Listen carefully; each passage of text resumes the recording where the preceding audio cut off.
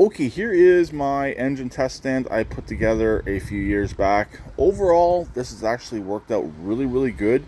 I've done a couple different engines with this stand. Now I gotta do some modifications to potentially try and start that Kawasaki. Originally, when I put the Kawasaki in here, I was just testing it out. I had no idea if that engine was even going to be viable or not. Since we know it will be, it's time to do some slight modifications to the wiring on the engine test stand to make it easier to start that engine. Primarily what we need to do is take this red wire right here and reconnect it back to this post right here, basically bridging the two wires together. Then we need to take this white wire right here, unplug it from the solenoid, run it out to the actual starter, since the Kawasaki uses a starter solenoid like a car starter. So we need to do that modification to make it easier to start this. Then on this side here, we have a power wire, we also have a kill wire.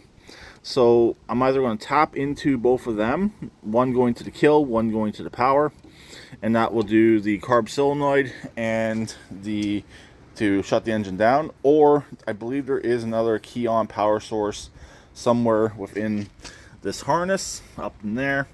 If I can tap into that, I will, but I think it'll be easier just to put a clip onto these wires right here. I believe those ones are the charging ones, these ones are the kill wires, so it'll be easier to tap those wires versus going into the harness. So anyways, I'm gonna get that done and we'll come back once the engine is in place and we'll make an attempt at potentially trying to start it today.